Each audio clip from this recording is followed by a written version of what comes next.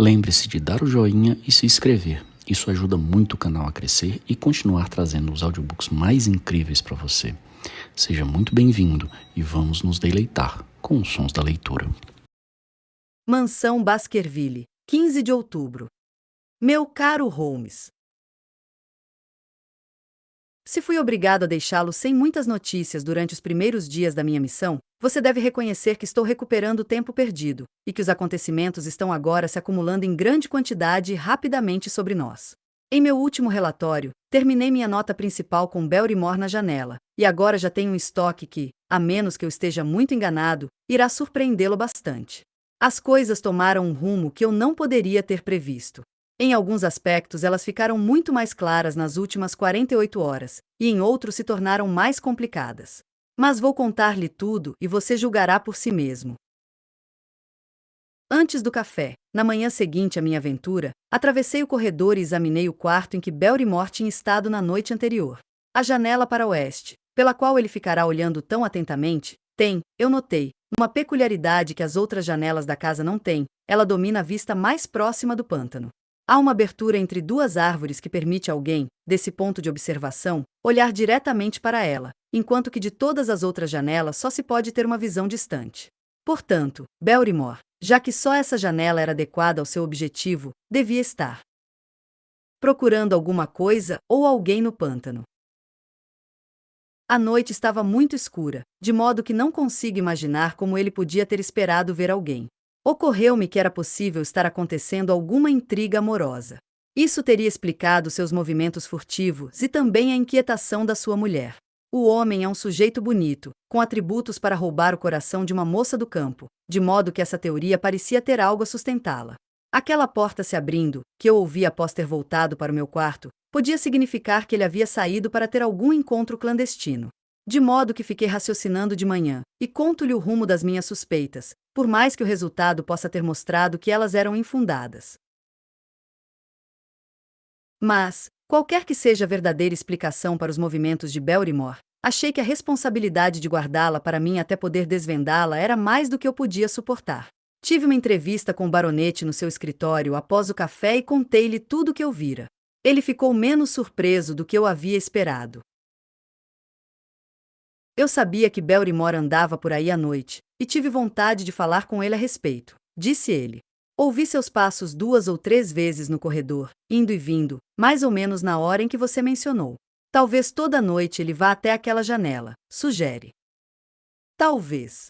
Se assim for, poderemos segui-lo e ver o que procura. Fico imaginando o que o seu amigo Holmes faria se estivesse aqui. Creio que ele faria exatamente o que o senhor está sugerindo agora, eu disse. Ele seguiria Barrymore e veria o que ele faz. Então vamos fazer isso juntos. Mas ele certamente nos ouvirá. O homem é bastante surdo e, de qualquer maneira, devemos arriscar. Vamos ficar sentados em meu quarto esta noite e esperar até ele passar. Sir Henry esfregou as mãos com prazer, e era evidente que ele saudava a aventura como um alívio para sua vida um tanto monótona no pântano. O baronete havia se comunicado com o arquiteto que preparara os projetos para Sir Charles e com o empreiteiro de Londres, de modo que podemos esperar o início de grandes reformas aqui em breve. Apareceram decoradores e vendedores de móveis de Plymouth, e é evidente que o nosso amigo tem grandes ideias e meios para não poupar nenhum sacrifício ou despesa a fim de restaurar a grandeza da sua família. Quando a casa estiver reformada e mobiliada de novo, ele só precisará de uma esposa para torná-la completa. Cá entre nós, há sinais bastante claros de que isso não deve demorar se a dama estiver disposta, porque poucas vezes vi um homem mais enamorado por uma mulher do que ele pela nossa linda vizinha, a senhorita Stapleton. Mesmo assim, o fluxo do verdadeiro amor não corre tão suavemente como se poderia esperar nestas circunstâncias. Hoje, por exemplo, sua superfície foi perturbada por uma agitação bastante inesperada que deixou nosso amigo perplexo e aborrecido. Após a conversa que mencionei sobre Barrymore, Sir Henry pôs o chapéu e preparou-se para sair. Naturalmente, fiz o mesmo. O quê? Você vem, Watson? Ele perguntou, olhando para mim de uma forma curiosa. Se você estiver indo para o pântano, eu disse. Sim, vou. Bem, você sabe quais as instruções que eu recebi. Lamento me intrometer, mas você ouviu como Holmes insistiu seriamente para eu não me afastar, e, principalmente, para você não ir sozinho até o pântano. Sir Henry pôs a mão no meu ombro com um sorriso simpático. Meu caro amigo, Holmes, com toda a sua sabedoria, não previu algumas coisas que aconteceram desde que estou no pântano, ele disse. Você me compreende? Tenho certeza de que você é o último homem do mundo que desejaria ser um desmancha-prazeres. Preciso sair sozinho. Isso me deixou numa situação muito esquisita. Eu não sabia o que dizer ou fazer, e antes que eu decidisse, ele pegou sua bengala e foi embora. Mas, quando comecei a pensar no assunto, minha consciência me reprovou amargamente por ter permitido, sob algum pretexto, que ele sumisse da minha vista. Imaginei quais seriam os meus sentimentos se tivesse de confessar a você que havia ocorrido uma desgraça devido ao meu pouco caso pelas suas instruções. Minhas faces coraram ao pensar nisso. Mesmo agora podia não ser tarde demais para alcançá-lo, de modo que parti imediatamente na direção da casa de Mary Pitt. Corri pela estrada na minha velocidade máxima sem ver sinal de Sir Henry, até chegar ao ponto onde o caminho do pântano se bifurca. Ali, receando ter tomado a direção errada, subi numa colina de onde podia ter uma visão ampla, a mesma colina cortada pela pedreira escura. Dali, eu o vi imediatamente. Ele estava no caminho do pântano, a uns 400 metros de distância, e ao seu lado havia uma dama que só podia ser a senhorita Stapleton. Era evidente que havia um entendimento prévio entre eles e que o encontro fora marcado. Eles caminhavam devagar, inteiramente absorvidos numa conversa, e eu a vi fazendo pequenos movimentos rápidos com as mãos como se estivesse sendo muito enfática no que estava dizendo, enquanto ele ouvia atentamente e uma ou duas vezes sacudiu a cabeça em sinal de discordância. Eu estava parado entre as rochas observando-os, sem saber direito o que devia fazer em seguida. Segui-los e interromper a conversa. Íntima deles pareceu-me uma ofensa, mas o meu dever era não perdê-lo de vista um instante sequer. Agir como espião com um amigo era uma tarefa odiosa. No entanto, não consegui ver nenhuma alternativa melhor do que observá-lo da colina e aliviar minha consciência confessando a ele depois o que havia feito. É verdade que, se qualquer perigo súbito tivesse ameaçado, eu estava longe demais para ajudá-lo, mas, apesar disso, tenho certeza de que você concordará comigo que a situação era muito difícil, e que não havia mais nada que eu pudesse fazer. O nosso amigo, Sir Henry, e a dama pararam no caminho e ficaram profundamente absorvidos em sua conversa quando percebi de repente que eu não era a única testemunha do encontro deles. Um farrapo verde flutuando no ar atraiu minha atenção, e outra olhada me mostrou que este era carregado numa vara por um homem que estava se movendo no meio do terreno irregular. Era Stapleton com a sua rede de borboletas. Ele estava muito mais perto do par do que eu, e parecia estar indo na direção deles. Nesse instante, Sir Henry puxou a senhorita Stapleton para o seu lado. Seu braço a envolveu, mas pareceu-me que ela estava fazendo força para se afastar dele com o rosto virado. Ele inclinou a cabeça para dela, e ela ergueu uma mão como se estivesse protestando. No momento seguinte os vi se separarem de repente e se virarem apressados. Stapleton era a causa da interrupção. Ele estava correndo como um louco na direção deles, com a sua rede ridícula pendurada atrás. Gesticulava e quase dançava de excitação diante dos amantes. O que a cena significava eu não conseguia imaginar, mas pareceu-me que Stapleton estava repreendendo Sir Henry, que dava explicações que se tornaram mais irritadas quando o outro se recusou a aceitá-las. A dama estava parada ao lado num silêncio altivo. Finalmente Stapleton girou nos calcanhares e fez um sinal chamando a irmã de maneira categórica, e ela, após um olhar hesitante para Sir Henry, afastou-se ao lado do irmão. Os gestos irritados do naturalista mostraram que a dama estava incluída em sua indignação. O baronete ficou parado por um minuto olhando para eles e depois caminhou lentamente de volta pelo mesmo caminho da ida, com a cabeça baixa, a própria imagem do abatimento. Eu não podia imaginar o que tudo isso significava, mas estava profundamente envergonhado de ter testemunhado uma cena tão íntima sem o meu amigo saber. Desci a colina correndo e encontrei-me com o baronete embaixo. Seu rosto estava rubro de cólera e sua fronte enrugada, como alguém que está sem saber o que fazer. Olá, Watson. De onde você surgiu? Ele perguntou. Você não quer dizer que veio atrás de mim, apesar de tudo? Expliquei tudo a ele, que eu tinha achado impossível ficar atrás, que eu o havia seguido e que havia testemunhado tudo o que ocorrerá. Por um instante seus olhos me fuzilaram, mas a minha franqueza dissipou sua raiva, e ele acabou dando um sorriso triste. Podia-se pensar que o meio dessa pradaria fosse razoavelmente seguro para um homem ter privacidade, mas, com os diabos, todas as pessoas da região parecem ter saído para me ver fazer a corte, e uma corte lamentável. Onde você conseguiu um lugar? Disse ele. Eu estava naquela colina. Na última fila, hein? Mas o irmão dela estava bem na frente. Você viu quando ele apareceu de repente? Sim, vi. Você já teve alguma vez a impressão de que ele é louco, esse irmão dela? Não posso dizer que sim. Ouso dizer que não. Sempre o considerei bastante são até hoje, mas pode acreditar que um de nós dois devia estar numa camisa de força. O que é que há comigo, afinal de contas? Você viveu perto de mim por algumas semanas, Watson. Diga-me francamente, agora. Existe alguma coisa que me impeça de ser um bom marido para uma mulher que eu ame? Eu diria que não. Ele não pode ter objeções quanto à minha posição na vida, portanto deve ser de mim mesmo que ele tem birra. O que ele tem contra mim? Que eu saiba, nunca magoei nenhum homem ou mulher na vida.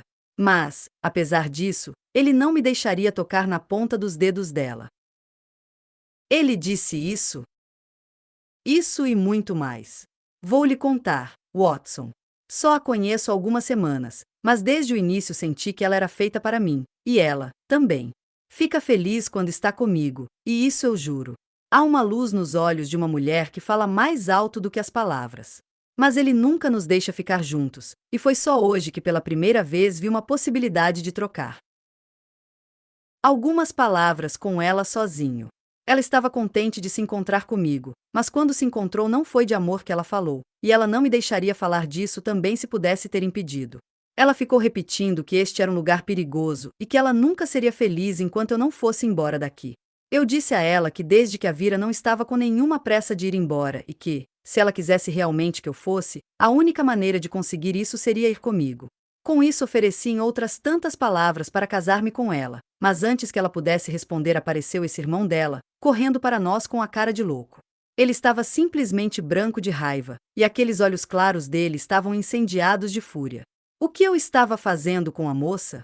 Como eu me atrevi a dar-lhe atenções que eram desagradáveis para ela? Será que eu pensava que por ser um baronete podia fazer o que quisesse? Se ele não fosse irmão dela, eu saberia como responder melhor a ele. De qualquer modo, eu disse a ele que eu não tinha motivo para me envergonhar dos meus sentimentos para com sua irmã e que esperava que ela pudesse me dar a honra de tornar-se minha esposa.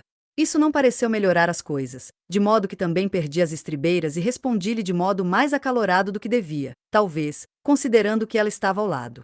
Portanto, tudo terminou com ele indo embora com ela, como você viu, e aqui estou, um homem mais confuso do que qualquer outro neste condado. Diga-me apenas o que tudo isso significa, Watson, e ficarei lhe devendo mais do que posso esperar pagar-lhe. Tentei uma ou duas explicações, mas, realmente, eu mesmo estava completamente confuso. O título do nosso amigo, sua idade, sua fortuna, seu caráter e sua aparência estão todos a seu favor, e não sei de nada contra ele, a menos que seja esse destino tenebroso que pesa sobre sua família. Que as investidas dele fossem rejeitadas tão bruscamente sem qualquer referência aos desejos da própria dama, e que ela aceitasse a situação sem protesto, é bastante surpreendente. Mas nossas conjecturas foram postas de lado por uma visita do próprio Stapleton naquela mesma tarde. Ele tinha vindo para se desculpar por sua grosseria da manhã, e, após uma longa entrevista particular com Sir Henry em seu escritório, a conclusão da conversa deles foi que o rompimento de relações estava completamente sanado e que devíamos ir jantar na casa de Mary Pitt na próxima sexta-feira como prova disso. Eu não digo agora que ele não seja louco, comentou Sir Henry. Não posso esquecer o seu olhar quando correu para mim esta manhã, mas devo admitir que nenhum homem podia pedir desculpas de maneira mais elegante do que ele. Ele deu alguma explicação para sua conduta? Sua irmã é tudo em sua vida, ele diz. Isso é bastante natural, e fico satisfeito de ele compreender o valor dela. Eles sempre estiveram juntos, e, segundo o que disse, ele é um homem muito solitário e tem apenas ela como companhia, de modo que a ideia de perdê-la foi realmente terrível para ele. Ele não havia percebido, disse ele, que eu estava criando um vínculo com ela, mas quando viu com seus próprios olhos que assim era realmente, e que ela podia ser levada para longe dele, ficou tão chocado que durante algum tempo deixou de ser responsável pelo que disse ou fez.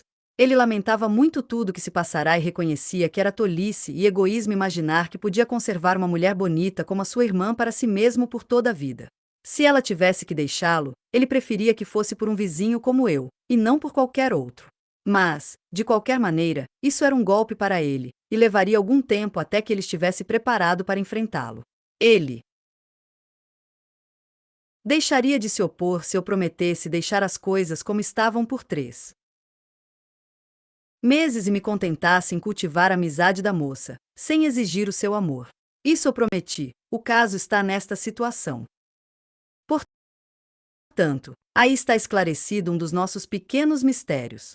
É uma coisa que chegou ao final em algum lugar deste pântano no qual estamos nos debatendo.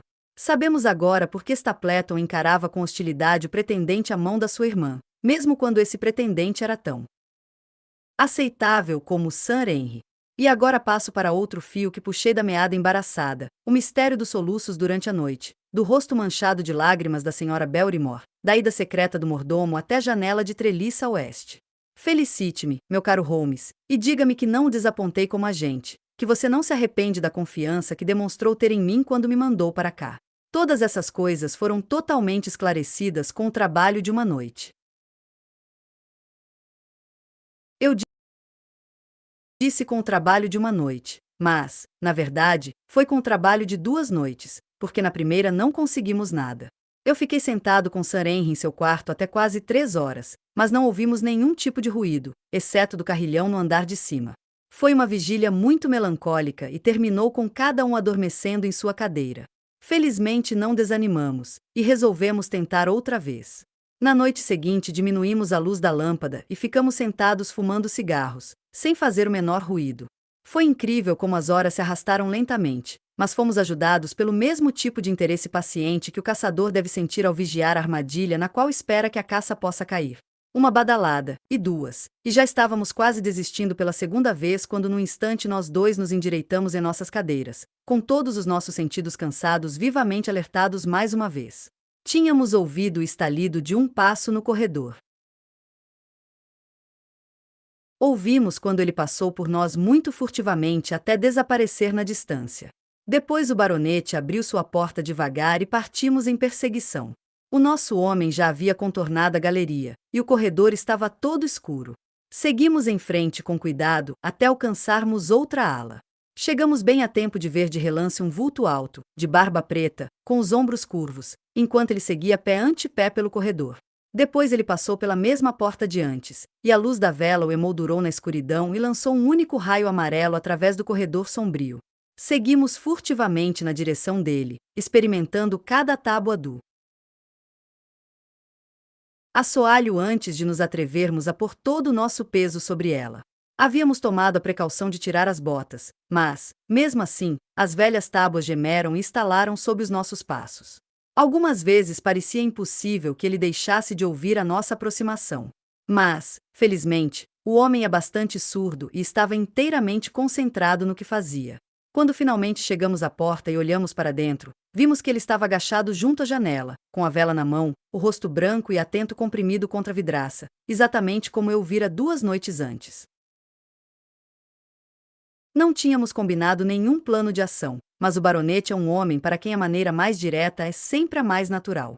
Ele entrou no quarto e, ao fazer isso, Belrimore deu um salto, com o silvo agudo da respiração, e ficou de pé, lívido e tremendo diante de nós.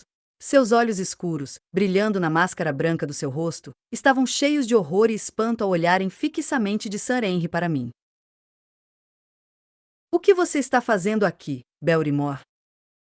"Nada, senhor." Sua agitação era tão grande que ele mal podia falar, e as sombras saltavam para cima e para baixo com o tremor da sua vela. "Era a janela, senhor. Eu revisto à noite para ver se todas as janelas estão bem fechadas." "No segundo andar?" "Sim, senhor, todas as janelas." Olhe aqui, Belrimore, disse Sir Henry com severidade. Decidimos arrancar a verdade de você, de modo que evitará problemas para você se contar o mais rápido possível. Vamos, agora. Nada de mentiras. O que você estava fazendo nessa janela? O sujeito olhou para nós com uma expressão desamparada e torceu as mãos como alguém que está no auge da dúvida e da aflição. Eu não estava fazendo nada de errado, senhor. Estava segurando uma vela perto da janela. E por que você estava segurando uma vela junto à janela? Não me pergunte, Sir Henry, não me pergunte. Dou-lhe minha palavra, senhor, que o segredo não me pertence e que não posso contá-lo. Se ele não dissesse respeito a ninguém, só a mim mesmo, eu não tentaria escondê-lo do senhor. Uma ideia súbita ocorreu-me, e tirei a vela da mão trêmula do mordomo. Ele devia estar segurando-a como um sinal, disse eu. Vamos ver se há alguma resposta. Ergui-a como ele tinha feito e fiquei olhando para a escuridão da noite lá fora. Pude perceber vagamente a massa negra das árvores e a extensão mais clara do pântano, porque a lua estava atrás das nuvens. E então dei um grito de regozijo, porque um ponto minúsculo de luz amarela atravessou de repente o véu escuro, e brilhava firmemente no centro do quadrado negro emoldurado pela janela. Lá está ela! Exclaimei. Não, não, senhor, isso não é nada, absolutamente nada. Interrompeu o mordomo. Garanto-lhe, senhor. Mexa a vela de um lado para outro, Watson, exclamou o baronete. Viu, a outra também se move. Agora, seu patife, você nega que isso seja um sinal? Fale, vamos. Quem é o seu cúmplice lá fora? E que conspiração é esta que vem ocorrendo? O rosto do homem adquiriu uma expressão de desafio. Isso é assunto meu, e não seu. Não direi. Então você está despedido já. Muito bem, senhor. Se tenho de sair, sairei. E você sai desacreditado. Com os diabos, você devia ter vergonha de si mesmo. Sua família viveu com a minha durante mais de 100 anos sob este teto, e eu encontro você aqui metido em alguma trama misteriosa contra mim. Não, não, senhor, não, não contra o senhor. Era uma voz de mulher, e a senhora Belrimore, mais pálida e mais horrorizada do que o marido, estava parada na porta. Sua figura volumosa envolta num xale e numa saia seria cômica se não fosse a intensidade da emoção no seu rosto.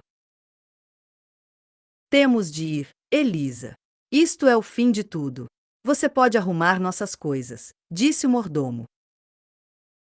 Oh, John, John, levei você a isto? A culpa é minha, Sir Henry, toda minha. Ele não fez nada, a não ser para mim, e porque eu pedi. Fale, então. O que significa isso? Meu infeliz irmão está morrendo de fome no pântano. Não podemos deixá-lo morrer em nossos próprios portões. A luz é um sinal para ele de que a comida está pronta, e a luz dele lá fora é para indicar o lugar para onde levá-la.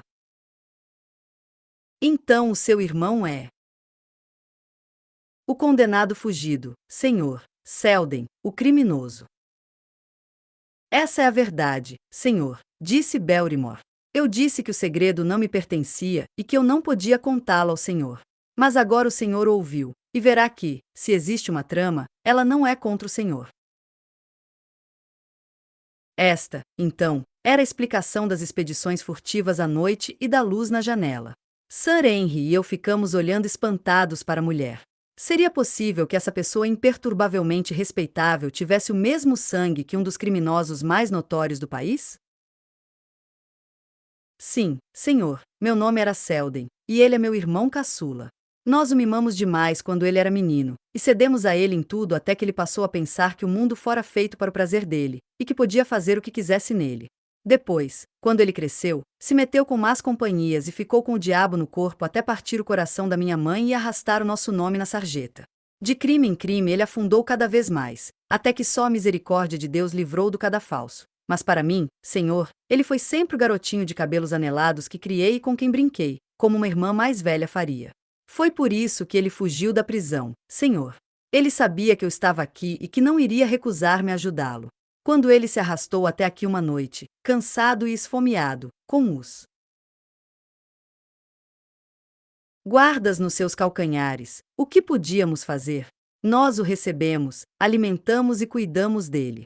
Depois o senhor voltou, e meu irmão achou que ficaria mais seguro no pântano do que em qualquer outro lugar até passar o clamor público, de modo que ficou escondido ali. Mas de 2 em 2 noites nós nos certificávamos de que ele ainda estava lá pondo uma luz na janela e, se houvesse resposta, meu marido levava um pouco de pão e carne para ele. Cada dia esperávamos que ele tivesse ido embora, mas, enquanto ele estivesse ali, não podíamos abandoná-lo. Essa é toda a verdade, já que sou uma mulher cristã honesta, e o senhor verá que, se a culpa no caso, ela não é do meu marido, mas minha, porque foi por mim que ele fez tudo isso. As palavras da mulher saíram com grande seriedade e impregnadas de convicção. Isto é verdade, Belrimore? Sim, Sir Henry. Cada palavra. Bem, não posso culpá-lo por apoiar sua própria mulher. Esqueça o que eu disse. Vão para o seu quarto, vocês dois, e falaremos mais sobre este assunto de manhã. Depois que eles foram embora, olhamos pela janela outra vez. Sir Henry a abrirá, e o vento frio da noite bateu em nossos rostos. Ao longe, na distância negra, ainda brilhava aquele ponto minúsculo de luz amarela. Fico imaginando como ele se atreve, disse Sir Henry. Ela deve estar colocada de maneira que só possa ser vista daqui. É bem provável. A que distância você acha que está? Longe, junto à rocha da fenda, eu acho. Entre 1,5 a 3 quilômetros de distância. Mal chega a tanto. Bem, não pode ser longe, se Belrimore tinha de levar a comida até lá. E ele está esperando, esse vilão, ao lado daquela vela. Com os diabos, Watson, eu vou sair para pegar esse homem. A mesma ideia havia me ocorrido. Não era como se os Belrimore nos tivessem feito uma confidência. O segredo deles fora confessado à força. O homem era um perigo para a comunidade, um patife consumado para quem não havia piedade nem desculpa. Estaríamos apenas cumprindo nosso dever se aproveitássemos essa oportunidade de pô-lo de volta no lugar onde não pudesse fazer nenhum mal. Com a sua natureza brutal e violenta, outras pessoas teriam de pagar o preço se lavássemos nossas mãos. Qualquer noite, por exemplo, nossos vizinhos, os Tapletons, poderiam ser atacados por ele, e deve ter sido este pensamento que deixou Sir Henry tão entusiasmado pela aventura. Também vou, eu disse. Então pegue o seu revólver e calce suas botas. Quanto mais cedo partirmos, melhor, já que o sujeito pode apagar sua luz e ir embora. Em 5 minutos estávamos do lado de fora da casa, começando a nossa expedição. Corremos por entre os arbustos escuros, cercados pelo gemido monótono do vento do outono e o farfalhar das folhas que caíam. O ar da noite estava pesado com um cheiro de umidade e podridão. De vez em quando a lua aparecia entre as nuvens por um instante, mas elas estavam se movendo pelo céu, e exatamente quando saímos no pântano uma chuva fina começou a cair. A luz ainda brilhava firmemente adiante. Você está armado? Perguntou-me. Tenho um chicote de caça. Precisamos nos aproximar dele rapidamente, porque dizem que é um sujeito desesperado. Devemos pegá-lo de surpresa e dominá-lo antes que ele possa resistir. Eu pergunto, Watson, o que Holmes diria a respeito disto? E quanto à hora da escuridão em que a força do mal está exaltada? Disse o baronete. Como se fosse uma resposta às suas palavras, ergueu-se de repente da vasta sombra do pântano aquele estranho grito que eu já ouvirá nas margens do grande charco de Grimpen. Ele veio com o vento através do silêncio da noite, um murmúrio longo e profundo, depois um uivo crescente, e em seguida o gemido triste que desapareceu aos poucos. Ele repetiu-se várias vezes, com todo o ar pulsando com ele, estridente, selvagem e ameaçador. O baronete agarrou minha manga e seu rosto surgia branco na escuridão. Meu Deus, o que é isso, Watson? Não sei. É um som que eles têm no pântano. Eu o ouvi uma vez antes. Ele desapareceu, e um silêncio absoluto nos envolveu. Ficamos parados, prestando atenção, mas não ouvimos mais nada. Watson, foi o grito de um cão, disse o baronete. Meu sangue gelou nas veias, porque houve uma pausa em sua voz que revelou o horror súbito que havia se apoderado dele. Como eles chamam este som? Perguntou ele. Quem? Os moradores da região? Oh, eles são pessoas ignorantes. Por que você deveria se importar com o modo como eles o chamam? Diga-me, Watson. O que dizem dele? Hesitei, mas não pude fugir à pergunta. Eles dizem que é o grito do cão dos Baskerville. Ele gemeu e ficou em silêncio por alguns instantes. Era um cão, mas parecia vir de quilômetros de distância, lá de longe, acho, ele disse por fim. Era difícil dizer de onde vinha. Ele aumentava e diminuía com o vento. Não é essa a direção do grande charco de Grimpen? Sim, é. Bem, foi lá. Diga, Watson, você não acha que era o grito de um cão? Não sou criança. Você não precisa ter medo de dizer a verdade. Stapleton estava comigo quando o ouvi da última vez. Ele disse que podia ser o chamado de uma ave estranha. Não, não, era um cão. Meu Deus, será que há alguma verdade em todas essas histórias? Será possível que eu esteja realmente em perigo por um motivo tão misterioso? Você não acredita nisso, acredita, Watson? Não, não. Mas uma coisa é rir disso em Londres, e outra ficar parado aqui fora na escuridão do pântano e ouvir um grito desses. E meu tio? Havia a pegada do cão ao seu lado no lugar onde ele estava caído. Tudo se encaixa. Não acho que eu seja um covarde, Watson, mas esse som pareceu congelar meu próprio sangue. Sinta a minha mão. Estava fria como um bloco de mármore. Você estará bem amanhã.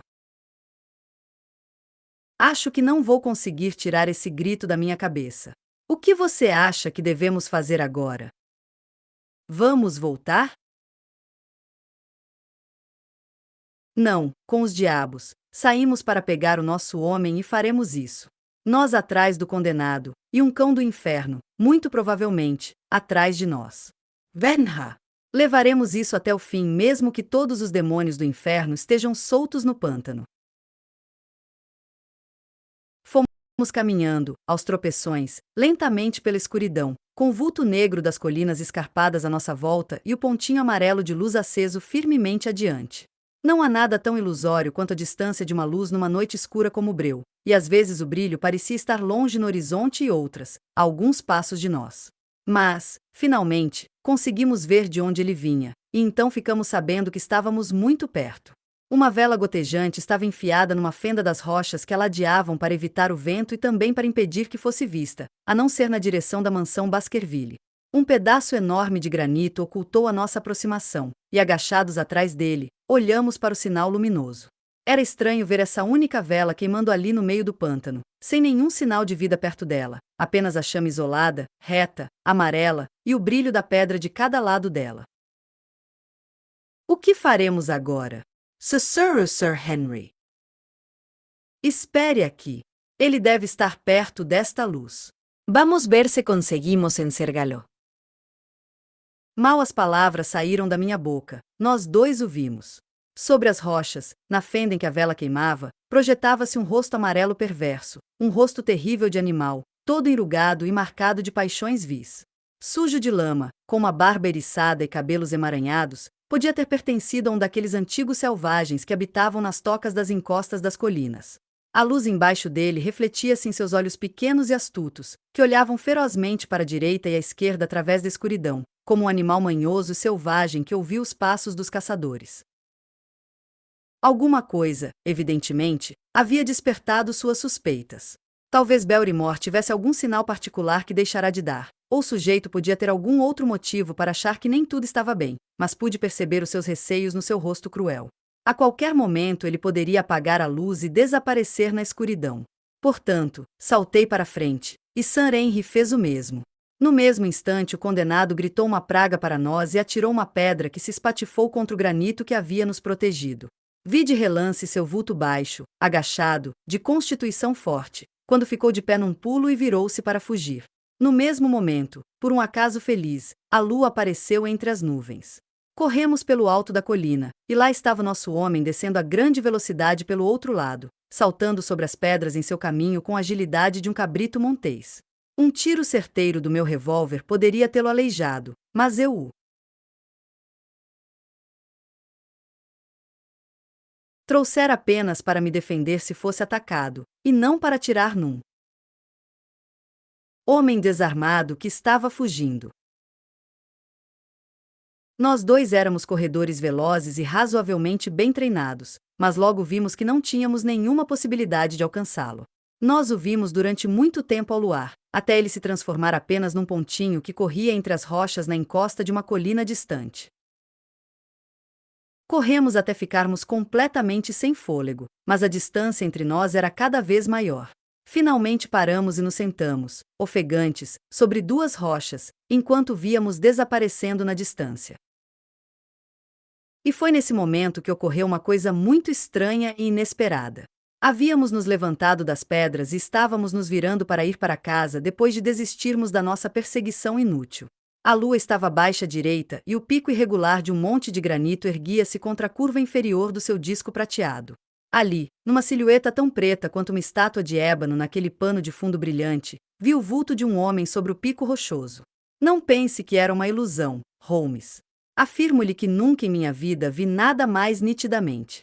Até onde posso julgar, o vulto era de um homem alto e magro. Estava parado com as pernas um pouco afastadas, os braços cruzados, a cabeça inclinada, como se estivesse meditando acima daquela vastidão deserta de turfa e granito que se estendia diante dele. Ele podia ser o próprio espírito daquele lugar terrível. Não era o condenado. Esse homem estava longe do lugar onde o condenado havia desaparecido. Além disso, era um homem muito mais alto. Com um grito de surpresa, fiz sinal para o baronete, mas durante o instante em que eu me virara para segurar o seu braço, o homem desapareceu. Lá estava o pico de granito ainda cortando a borda inferior da lua, mas o seu cume não tinha vestígio nenhum daquele vulto silencioso e imóvel.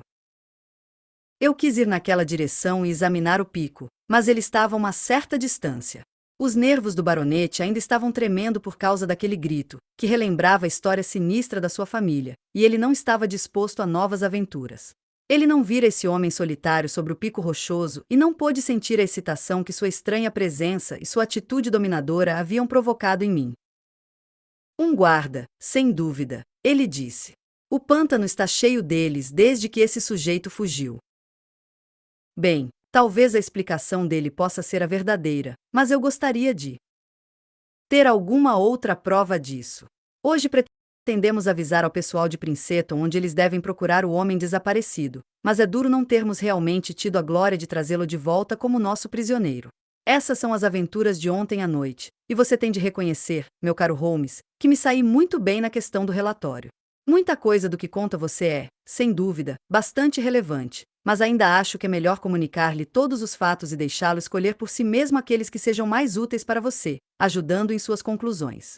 Estamos certamente fazendo algum progresso. No que diz respeito aos Barrymore, descobrimos o motivo dos seus atos, e isso esclareceu muito a situação. Mas o pântano com seus mistérios e os seus estranhos habitantes continua tão inescrutável como sempre. Talvez em meu próximo relatório eu consiga esclarecer alguma coisa sobre isso também. O melhor de tudo seria se você pudesse vir até aqui. De qualquer maneira você terá notícias minhas. Outra vez nos próximos dias.